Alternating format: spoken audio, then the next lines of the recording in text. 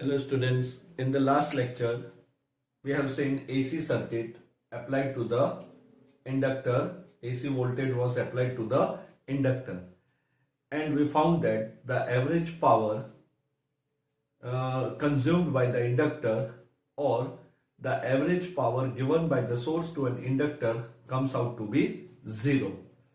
Now let us try to understand with the help of diagram how the average power consumed by the conductor comes out to be 0 with the process which happens in an inductor, that is magnetization and demagnetization of an inductor. Now in an inductor circuit we have seen that V was equal to Vm sine of omega t. That was the source, and our instantaneous current comes out to be minus Im cos of omega t, which was written as Im sine of omega t minus pi by 2. And we found that the current lags behind the voltage by 90 degree or pi by 2 radian, or the current is established after t by 4 second, where capital T is a time period. Now why the average power, or how the average power comes out to be 0 in the case of inductor, that we will see. Now for simplicity, we know that sine and cosine both are the harmonic function. So to understand the magnetization and demagnetization of an inductor, we will pass a current through a coil. Now this is the coil having the core. So inside an inductor we have a core or some material is placed. Let us assume that it is a soft iron core. So it will get magnetized and demagnetized. So we will pass a current through an inductor, and let us assume that we placed a soft iron core so that it get magnetized or demagnetized. Now here we will increase the current from 0 to maximum, then maximum to minimum, and then minimum to again maximum. That is, we will complete the cycle. So we assume that the current is taken as a function of sine. So we can change this sine cosine because both are harmonic function. So I can be written as Im sine omega t, because when the current is 0, the the flux will also be 0. That is, no magnetic field lines will be formed. This is the magnetic field lines are being formed. Now as the current increases, the magnetic flux will also increase. Number of magnetic flux means the number of field lines. So we take current to be a function of sine. So in the circuit, we first took the AC source as a sine function and we came across the current where it was lagging. So current lags behind. It means now the voltage should lead the current. So we are changing the function. It does not affect the working or the understanding, but it will be more easier to draw the graph. So if I by comparing this, if I can say current lags behind the voltage, then if I take current to be a sine omega t, then voltage should be that voltage leads the current by pi by 2, and this is nothing but Vm cos of omega t. So we have changed the function now to understand the magnetization and the demagnetization of an inductor.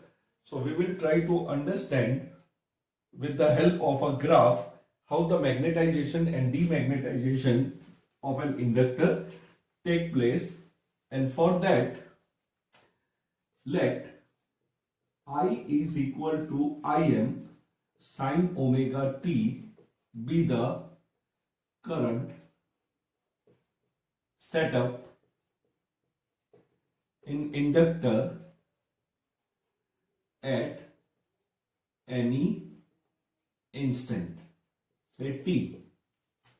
So I is equal to Im sine of omega t, then V will be equal to Vm sine of omega t plus pi by 2, that is voltage leads the current in this case of inductor circuit, which can be written as Vm cos of omega t. Now let us draw the graph of the different quantities for the different half cycle. So initially we increase the current from 0 to maximum. So when we increase the current 0 to maximum in an inductor, so let us assume current enters from this point A. So let current enters from A and it increases. Now as the current increases, the magnetic field will also increase. As a result, the magnetic flux will also increase. The magnetic field is directly proportional to the current. So when I start increasing the current in an inductor, the core of the material, that is whatever is placed, here we assume that we have placed the material inside the inductor to be a soft iron core. So they start magnetizing. That what we have studied in chapter number 5, the magnetization phenomenon or the process. So all the dipoles will align in the direction of field. As a result, the magnetic field or magnetic flux will increase. So first we draw a graph of current at different half cycles. So this is the current. This is half cycle. So in the terms of angle, this is pi and this is 2 pi and this is 1/4 cycle.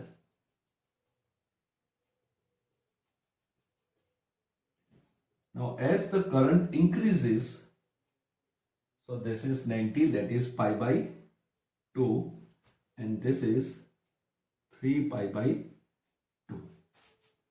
Now as the current increases, the magnetic flux will also increase. So let this dotted line be the graph of the magnetic flux. So this is the graph of flux and this is the graph of current. Both are the function of sine. So clearly from the graph, we can say as the current increases, the magnetic flux also increases. So the material gets magnetized. The material gets magnetized. So let us put this as reason 0, 1, 2, 3 and 4. We will see why the power consumed by the inductor comes out to be 0. So we concluded our last lecture that the average power supplied to an inductor over the complete cycle is 0. Now we will see that if your inductor is idle, it will not consume any power. And for simplicity, we have assumed the current to be a function of sine and V to be the function of cosine, which can also be written as that a current is lagging behind, or you can say the voltage is leading. So this is our equation for this graph. Now voltage is a function of cosine. So let us draw the voltage. So when this becomes minimum, the voltage is maximum. When this is maximum, we have voltage to be minimum, minimum, then we have maximum, minimum, like this. We will draw the cosine graph. So the graph will be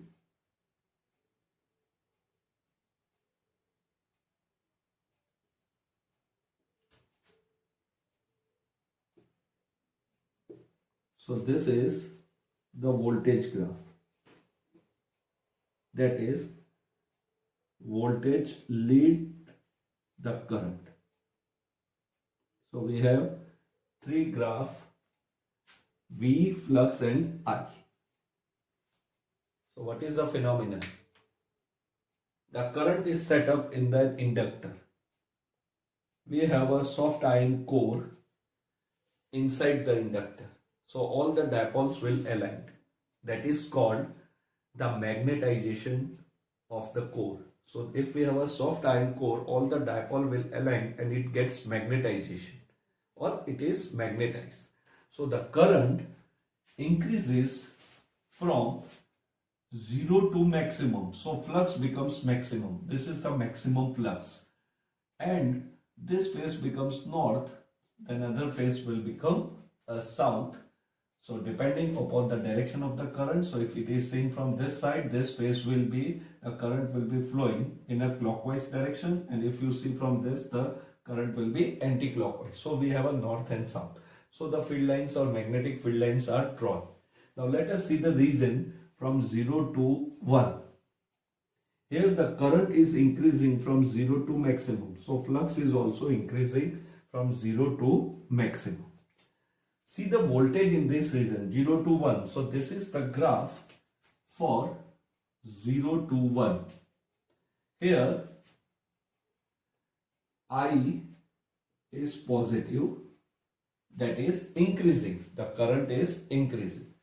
And V is decreasing, but it is also positive. So power, which is V into I, is positive. And if the power is positive, then the inductor absorbs the energy from the source. So our source will give the energy to an inductor, and that energy is stored in an inductor in the form of the magnetic field density, or you can say in the form of magnetic field. So since V and I is positive, the power is positive, so we can say energy is absorbed from the source. Energy is absorbed from the source. So if a power is positive, it is said energy is absorbed from the source. This is the cycle from 0 to 1. Now, from region 1 to 2, the current is decreasing. The current is decreasing. See this, the current is decreasing. So, current is still positive. So, you increase the current from 0 to say 5 ampere. So 0 ampere, 1 ampere, 2 ampere, 3 ampere, 4 ampere and 5 ampere, that is the peak. So the magnetic flux is maximum, and we can say the core is magnetized. The magnetic flux has increased. And in the second part, that is from 1 to 2 cycle, that is from pi by 2 to pi. Now the current direction is still the same. See, the current direction has not changed. It enters from A and leaving B. But now it is decreasing. Now the current is decreasing from 5 ampere to 0.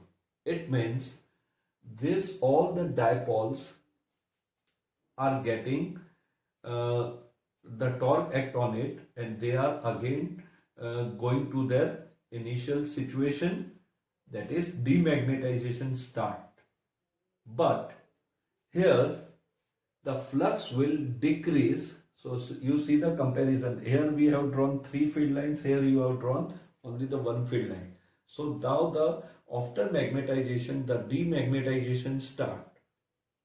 But the direction of the current remain same.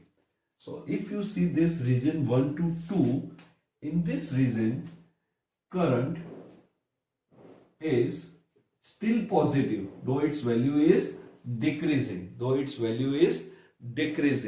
But you see the direction of the voltage.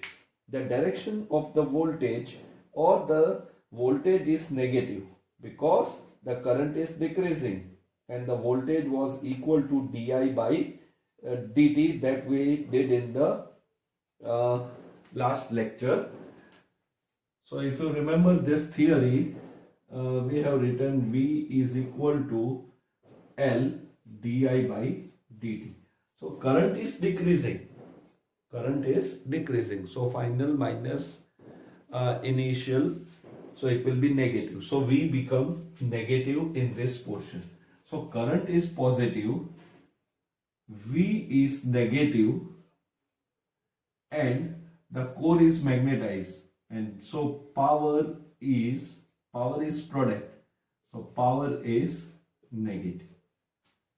Now power is negative means the energy which was stored in an inductor, that is inductor absorb the energy from the source.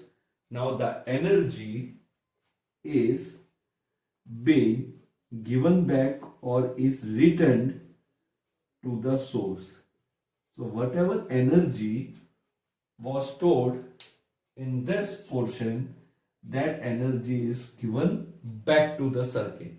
So first, when AC supply is given to an inductor, it stores energy here for the interval 0 to 1, that is energy is absorbed from the source.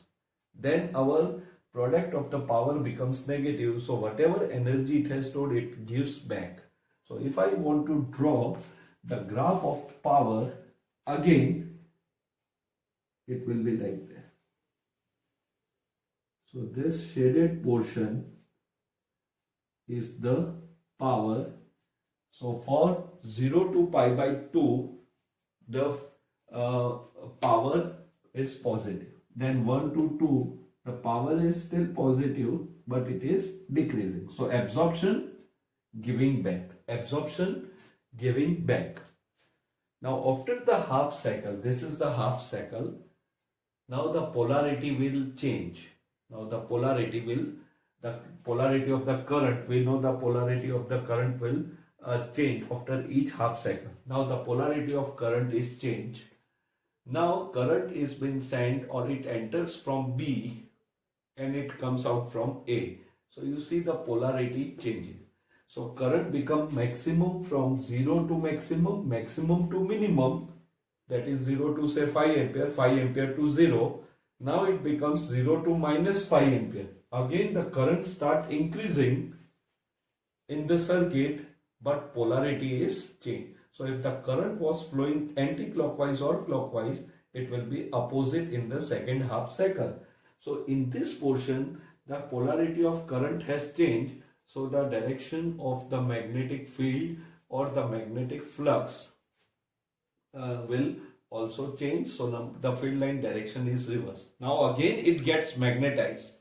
So magnetization, demagnetization, again magnetization, but property is changed. So here if the dipole was aligned in such a way that a magnetic moment is along the x-axis, then here again the dipole will align and the magnetic moment will be in the opposite direction.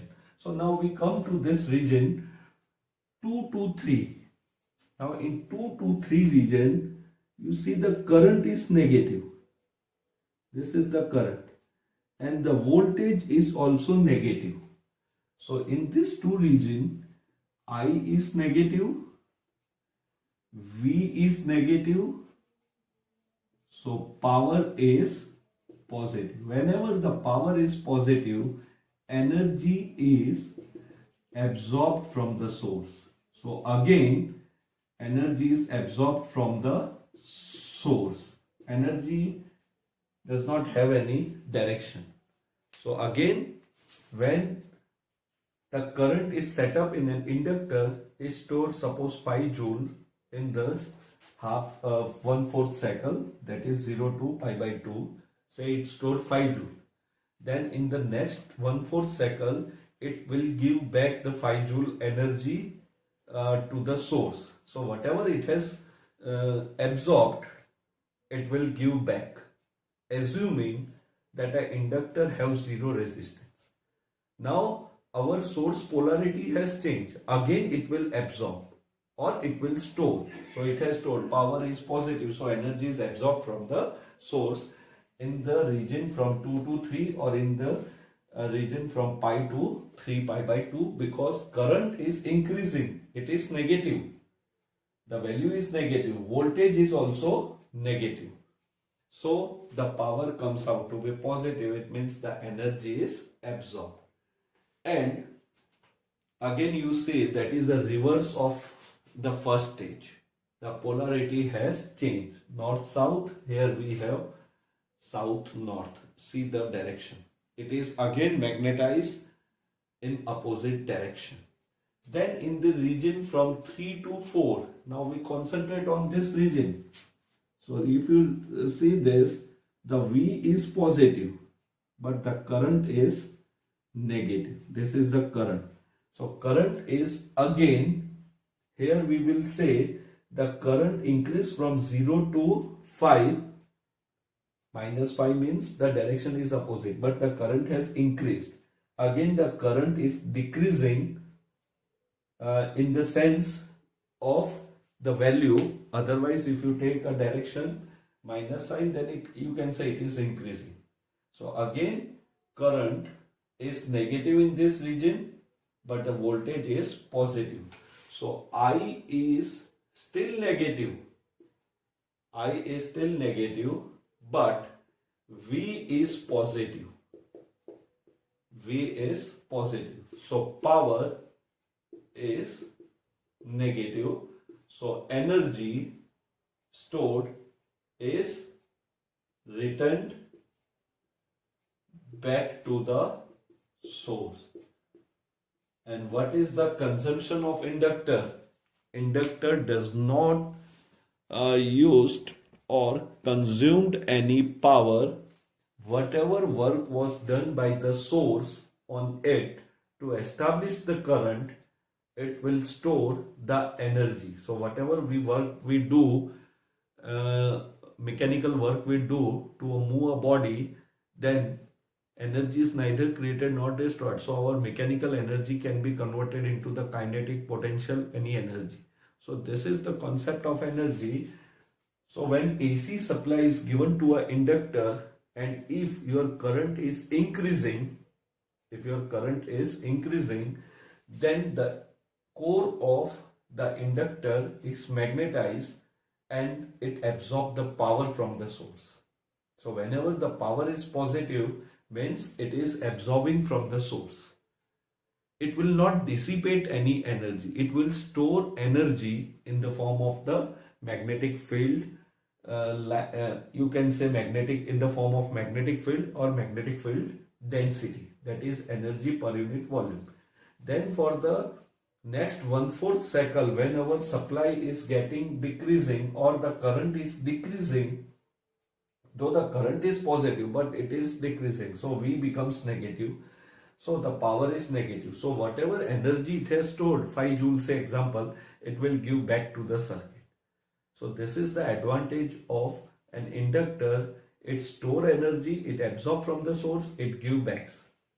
So if a tube light is connected to a AC supply at our home, then our AC supply increases and decreases, and after half cycle its polarity changes, but we does not feel any change in the tube light once it is lit.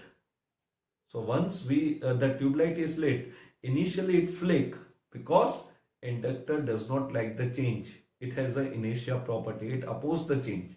So the work is being done against the back EMF to establish the current. Now once the current is established, it means for 1/4 cycle the inductor is magnetized because our input supply was increasing. In the second 1/4 cycle, our input supply is decreasing. The current is decreasing, but tube light is glowing, or it glow continuously. We cannot see the flicking in the tube light. Once it's glow, it continuously keep on glowing. So once the tube light is on for 1/4 cycle, when the current is increasing, you can say the inductor absorb or store energy. For second half cycle, for second fourth cycle, 1/4 cycle, when the supply is decreasing, then it return the power to the source. It means it return power to the tube light. So tube light will keep on glowing. It will be lit. Then the polarity of the current changes.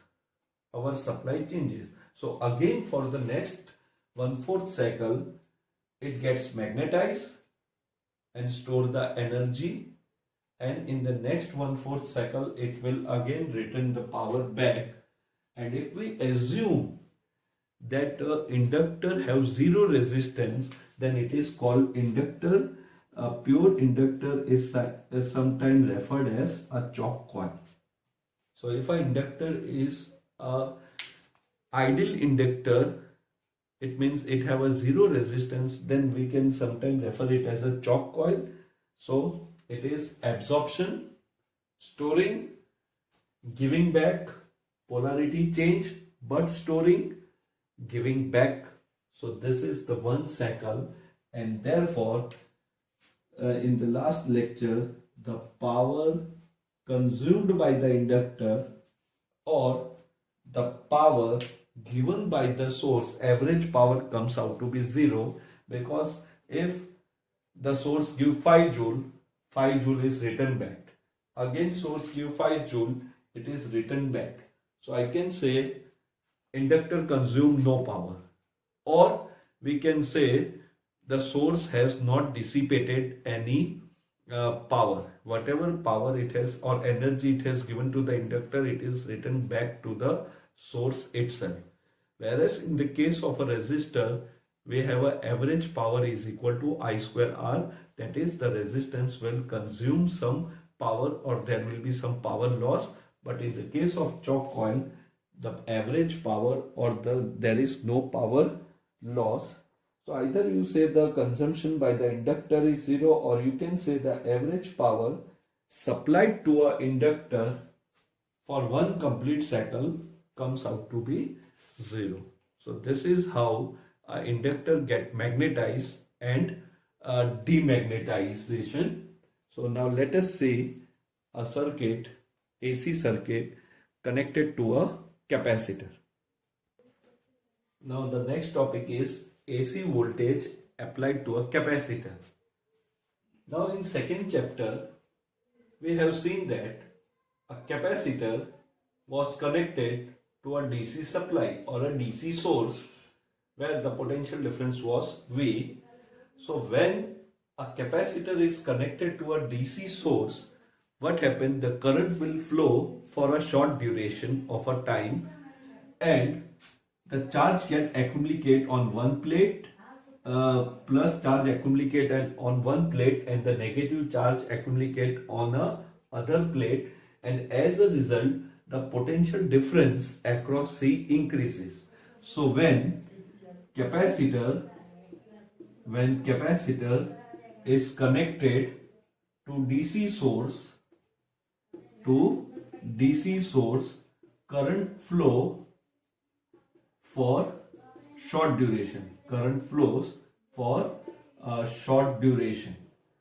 Now this short duration current flowing till the capacitor is fully charged. So what happened? This plate becomes positively charged and the other plate becomes negatively charged. This theory we have studied in the JEE lecture, where we did a derivation for the charging and the discharging of the capacitor. So you go through that theory, charging and discharging of a capacitor, you will find that the current will start flowing, and as the capacitor is fully charged, the potential difference across the capacitor opposes the flow of the current. So current flow for a short duration, or you can say till the capacitor is fully charged. Once the capacitor capacitor is fully charged, the current falls to 0. So if you go through the theory, charging of a capacitor, we have connected one resistance also in the circuit, and when the capacitor was connected to a DC source, the current initially increases, but as the capacitor start charging, that is the positive and negative charge accumulated, the potential difference is established. The voltage across a capacitor, that is Q by C, increases and it opposes the flow of the current. So slowly and slowly the capacitor gets charged and the potential difference across the capacitor opposes the change, and once it becomes equal, the charge falls to 0. So that was the charging of a capacitor when it was connected to a DC source. Now you have to connect a capacitor to a AC voltage, and we know in AC voltage the current or the voltage changes its polarity, it reverses direction. So when a capacitor is connected to a AC volt, it limits the current, but it does not oppose the current, or the current do not falls to 0. So this is the difference when the capacitor is connected to DC source and AC source, because when it is connected to a AC source, its polarity keeps on changing. So the capacitor will limit the flow of the current. That is, it will become charge, discharge, then charge, discharge. So it will limit the flow of the current, but the current never falls to 0. So we will also see this, like in an inductor we have magnetization and demagnetization, in a capacitor we have a charging and discharging. So again you will see that the power consumed by the capacitor will be 0. Again, if the power comes out to be positive, the capacitor will absorb power from the source. When power is negative, that is when the current is decreasing, it will return the power back to the source. Again it gets charged, discharged, so it will limit the flow of the current. But when the capacitor is connected to DC source, it opposes the current, and when the capacitor is fully charged, the current falls to 0. But in the AC circuit, because the voltage or current reverses after every half cycle, so the capacitor is charged and discharged regularly, or it does not falls to 0. So it will not oppose the current, it will limit the current. So let us say a capacitor having capacitance C is connected to an AC source. V is equal to Vm sin omega t. So again, consider a capacitor of capacitance C connected to an AC source. V is equal to Vm sin omega t. The theory is similar to that of inductor. In the place of inductor, now we have a capacitor. So a capacitor is connected to an AC supply, and this voltage is Vm sin omega t. Now the current at any instant is I of it, and we have to deal with the charge, because one plate becomes positively charged, other plate becomes negatively charged. Here the opposition of the current take place. So the current is opposed. Here the current is not opposed. It limits the current, or it regulates the current. We call it limits the current, or it regulates the current, because here the current is not constant. Here the current was constant. So as the charge get accumulated, this current is being opposed, and when the potential difference across capacitor is equal to the potential difference of the source, the current falls to 0. But here the current increases from 0 to maximum, maximum to minimum, then the polarity is changed. So let Q be the instantaneous charge on capacitor, because it will keep on increasing or decreasing. Therefore, potential difference across capacitor, again it is an instantaneous, is equal to Q by C. Now if we apply the Kirchhoff second law to the loop, that is summation of EMF or summation of V is 0. So what happened? The voltage at the potential difference across capacitor at any instant is Q by C. So I can write V is equal to Q by C at any instant. Instantaneous voltage of the source appear across the voltage across a capacitor. Or you can apply the Kirchhoff second law to the loop A, B, C, D, A. So if I am moving from B to C, I come across a positive polarity, suppose first. So I will write plus Q by C here on the right hand side. This is plus, this is minus, then minus. So here I will write minus V, and here it will be 0. That is summation of EMF or summation of V is 0. So first positive terminal Q by C. Then we come across negative terminal minus V. Or directly we can write V is equal to Q by C.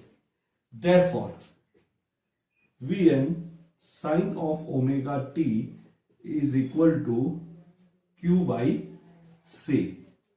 Therefore, the instantaneous charge is equal to Vmc sine of omega t.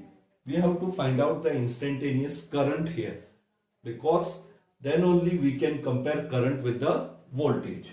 Now the current at any instant can be written as dq by dt. Therefore, I is equal to Vmc derivative of sine, that is cos of omega t, then the derivative of omega t, that is omega. So here omega is multiplied, so omega c. So I is equal to Vm omega c cos of omega t. Therefore, I is equal to Vm. We can write this omega c as 1 upon omega c, so that it is similar to the Ohm's law. So this is the equation for a current. Now in inductor, we have introduced a term inductive reactance, that is the resistance offered by a capacitor to the flow of the current. Here we introduce the term capacitive reactance, the resistance offered by the capacitor to the flow of AC current. So capacitor here will not oppose, it limits or regulate the current. It limits or regulate the current means when the current is increasing, the capacitor is charged, and when the current is decreasing, the capacitor will give back its energy. So it is limiting or regulating the current. And this portion here we introduce the term X of C, similar to the Ohm's law. So this will be equal to 1 upon omega C, and it is called as capacitive reactance. Like inductive reactance, we have capacitive reactance. So capacitive reactance is a resistance offered by a capacitor to the flow of AC current. But this resistance is not infinite, because it is inversely proportional to the angular frequency, or omega can be written as 2 pi f. So we have a frequency term here. In DC we will see the frequency is 0, so it offers the maximum resistance, and therefore we say a capacitor block DC current, a capacitor block DC current, because for DC, suppose I apply this formula here, Xc is equal to 1 upon omega c. This can be written as 1 upon 2 pi fc. Now for DC source have one direction, its magnitude is fixed, the direction is fixed, it has no, its frequency is 0. So for DC source the frequency is 0, and if the frequency is 0, X of C is infinite. That is, resistance offered by the capacitor to the flow of AC current is infinite. Now if the resistance is infinite, it will block. So we can say in a capacitor, when it is connected to DC source, the current flow for very short duration, and then the current falls to zero because the capacitive reactance becomes infinite. Now for AC supply in India, the supply frequency is 50 Hz, so it is not zero. So it will limit the current, but this limit in the current is not infinite. So current will not fall to zero. So what is capacitive reactance? Capacitive reactance is a resistance offered by a capacitor to the flow of AC current. So this equation can be written as I is equal to Vm upon Xc. So you can remember this. In resistor we have Vm upon R. In inductor we have Vm upon XL. But XL was equal to omega L. Here Xc is actually 1 upon omega C. This is cos of omega t. Now this is a constant term which is Im. So Im cos of omega t. This is equation number 2. And this is our equation. As we are doing in all the questions, we have to compare the voltage with the current. So again, here the V is a function of sine and I is a function of cosine.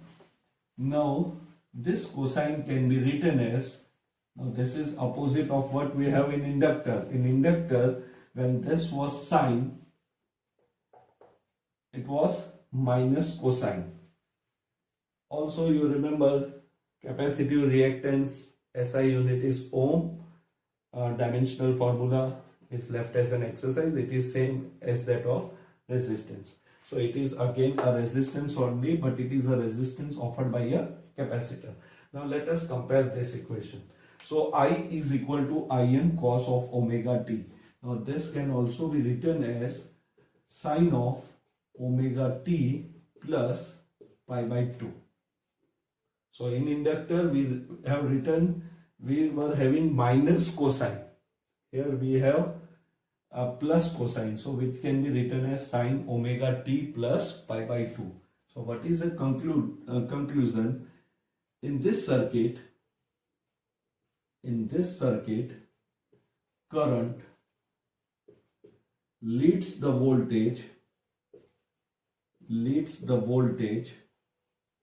by pi by 2 radian. That is, the current is established t by 4 seconds earlier than the EMF. So the current is leading the voltage by pi by 2 radian. That is opposite of a inductor. So we will see when this C and L are connected together, the behavior of L is to oppose the change. So the current lag, and here it support the current. Current is established t by 4 seconds earlier than the voltage, instantaneous voltage. So we have instantaneous voltage and instantaneous current. So in the conclusion, we will conclude this circuit that current leads the voltage by pi by 2 radian. So in all these three topics, whether it is a resistor, inductor or capacitor, the first part is derive an expression for the current. And in the conclusion, when it was a resistor, current and voltage are in the same phase. In inductor, current lags. In capacitor, current lead. Then the second portion is, we will plot the graph of VI as well as the phasor diagram. And then the third part is about the power. And again, in this capacitor also we will see that a power consumed by the capacitor or the power given to the capacitor by the source, average power, comes out to be 0. So again the same cycle we will do for 1/4 cycle. when the charge is increasing or when the charge are getting accumulated, that is the capacitor is charged for 1/4 cycle, the energy is stored in the form of electric field that we have seen half CV square when the capacitor is fully charged. Then in the next 1/4 cycle it will give back the energy to the source. Then in the another half cycle when the polarity will change, again the capacitor is charged, discharged, that is one complete cycle, so its average power will also comes out to be 0. So in the next lecture we will do the graph of V and I as well as phasor diagram and the power consumption by a capacitor in an AC circuit. Till then you go through this equations of V and I for capacitor, inductor and resistor. Have a nice day.